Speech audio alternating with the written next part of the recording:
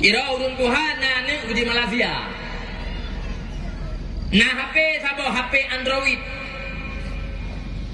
Gedua ba urang yang gedijit pegah, gepegah. Panena kagam roku. Ipegah iwo oleh aparotan. Nyo hana iwo mama ka bengi hirumo.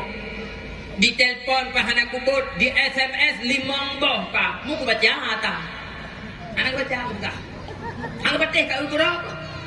Video HP bakop dia baca. Liah ku baca, baru tanya, "Ui begah." Ui begah katanya. Baik hang gejit pegah. Hai hana ku toh hana ku baca. Jika baca tak pui pegah li tiagam ro. Hang malay.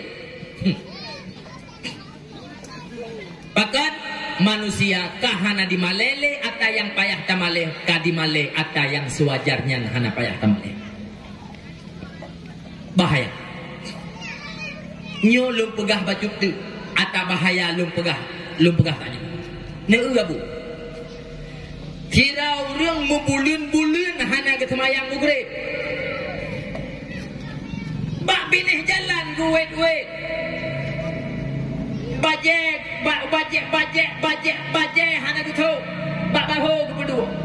Meribeda orang lah kampung. Gak nyan hana semayang mugrib.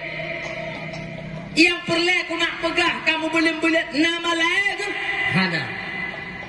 Muyo malai gutom ro buat emugrib walaupun hana ketemayang yang dra gutom walaupun bau lumo.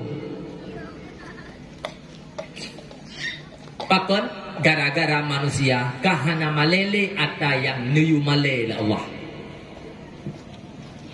Bahaya. Terjadi pergeseran nilai akhlak yang perlu pegang. Terjadi pergeseran nilai akhlak bak manusia nya merupakan bahaya bagi Islam.